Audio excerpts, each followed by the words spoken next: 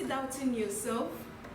Are you still giving yourself an altar of doubt when others are being intimidated by your potentials? To know how to overcome your self-doubt, please stay tuned as I'll be coming up with different examples and points on how to overcome self-doubt. Stay tuned.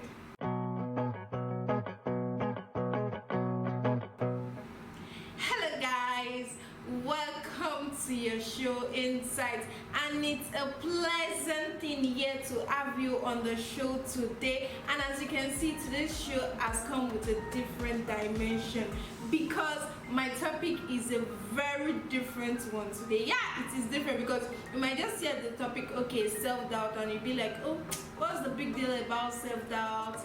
Is it something special? Why is she changing a lot of things regarding the show? But before I go on, I am olasumbo Akinola, and thank you so much for joining the show. I really hope the show has been helpful so far.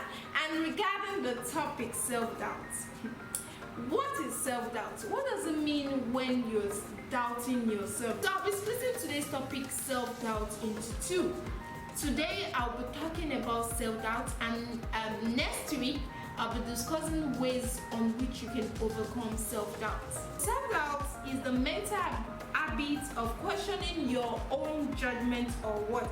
You question yourself, be like, can I really do it? Like, I don't think I can do it. Like, you feel scared, you're not even sure of that decision. So self-doubt is when you judge your own worth or ability. For example, maybe you take a new position open at work that you had been eyeing for a while. Take for instance, you're working somewhere and then you see another vacancy and you're quite sure that, okay, you've done some training regarding this vacancy, like you should be able to do it. This is not a big deal, but that thing will still tell you, like, can you really do it? Are you really capable?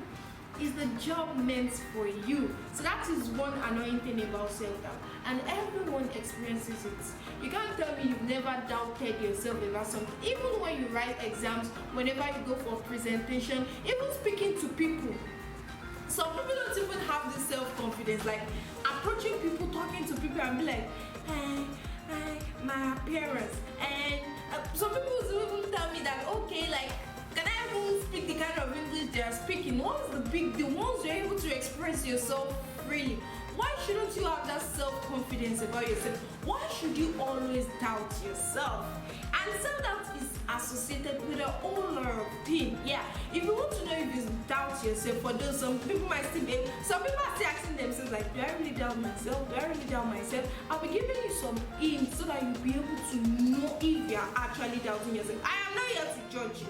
So sit down and enjoy the show, and I'll be listing some facts, like some habits associated to self-doubt. So if you know this habit is so common in you, my brother, my sister, you are so fond of it. So the first is anxiety. When you have this self-doubt syndrome, like you keep having this anxiety over something, like, you don't feel relaxed, you don't feel confident of something. So that's the first thing. And the next is depression.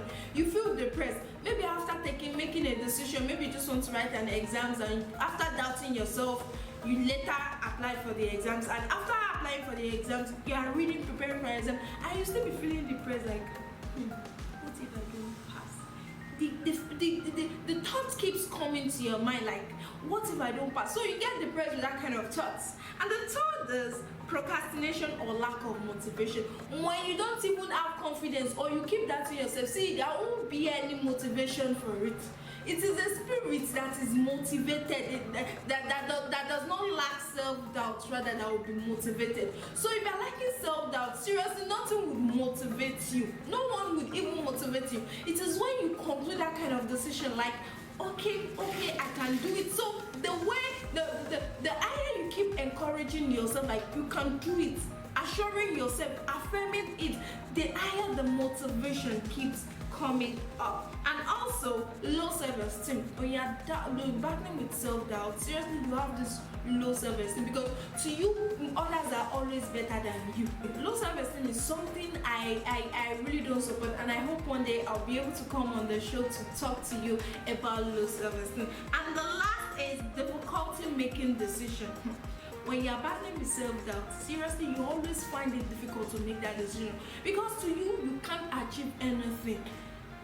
Irrespective of your past achievements or your ability, your skills, you won't be able to be man enough or be encouraged enough to make that decision. So seriously, don't doubt yourself. You are capable and you are more than you are. Self-doubt may stem from previous negative experience. I don't blame some people when they doubt themselves, because it stems from some negative experiences. So if you're this person who is really doubting yourself due to some past negative experience, please, bygone is bygone. The past remains the past. Do not let that affect you. People make mistakes. Rome was not built in a day. So definitely bury your past and look into your future. Concentrate on your future. Also, those with insecure attachments may have experienced being criticized that can contribute to self-doubt later in life. That is another thing. Another thing, that what does it mean to be full of self-doubt? Some people, they doubt themselves on the whole, practically on every areas of their lives. They can't talk to people, they can't go for interview, even talking about business, common business, talking to your customer is another thing. So before they send a broadcast message to their contact, they will first send it to you like, okay, let me check grammatical error, let me scrutinize this thing. Like, why? Even if there are grammatical error, people will tend to correct you. Seriously, if someone corrects you today, if they correct you tomorrow, what if you meet the person in person and then the person will get disappointed and discouraged, like, I am disappointed. Is this really the person I've been chatting with all this time? So let this person know the kind of person you are. Let them accept you for who you are. As I was explaining, at some times they may expect poor performance, and at other times they may expect excellent performance. That's for people that are battling with self-doubt. Today, they will experience, it seems I tried. And then they will have an excellent performance. Another day, like, I wasn't even sure what I wrote. I am fucked up. I am disappointed. And then they get a very poor performance. So that's one thing about self-doubt. Know this and know peace.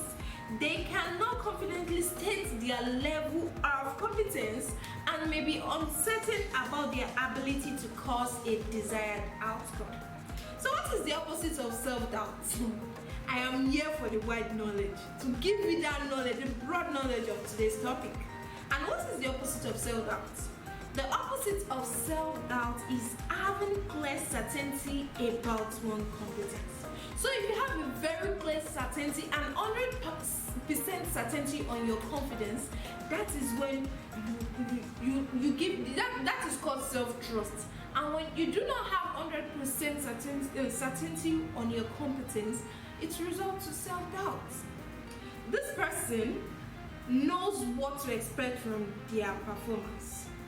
That's for the opposite of self-doubt, and whether that might be a good performance, bad performance, or somewhere in the middle, they know, or they always know what to expect from their performance. So what causes self-doubt? Research studies have aimed to see if they can create the experience of self-doubt.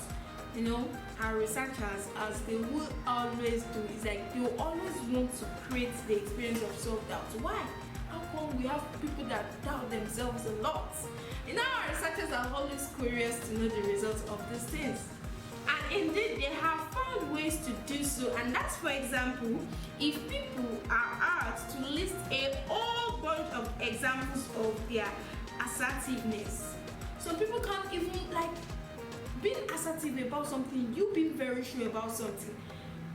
Some people might have 100% competence on maybe 20 things. And because they are battling with self-doubt, when they are told to write these things, you know, seriously, you can't give yourself the motivation. You don't expect people to give you the motivation if you can't give yourself the motivation, right? And also, they end up making that they aren't very assertive, that they are not even competent enough. Like I said earlier, And how could they be if they can't even come up with enough examples for study?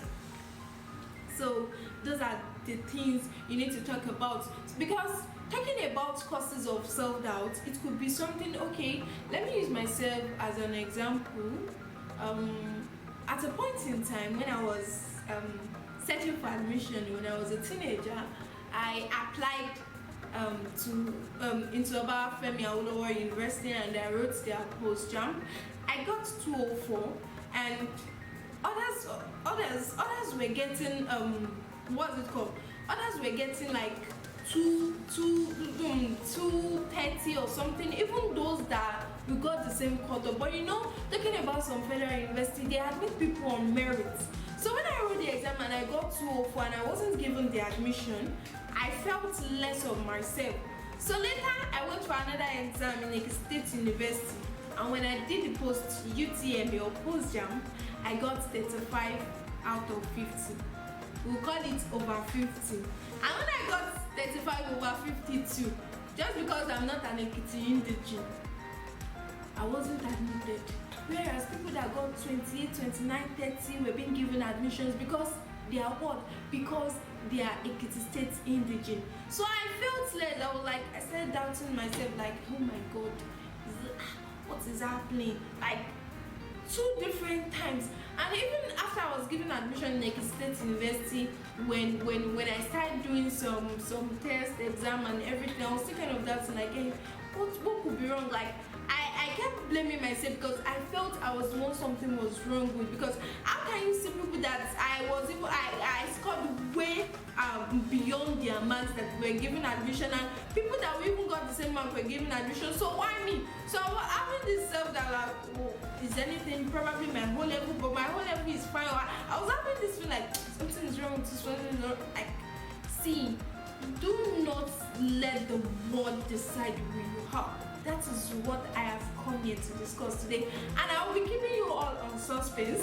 If you really want to know how to overcome self-doubt, please do well by joining next week's show, as I'll be giving you some important hints with a detailed examples on how to overcome your self-doubt.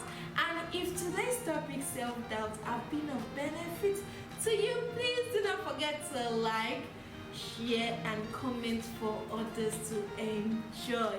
Do not forget to like and comment for others to enjoy. Till I come your way again next week, same time and same platform, I remain your beautiful and humble lifestyle host, Olasumbo Akinola. Until then, bye.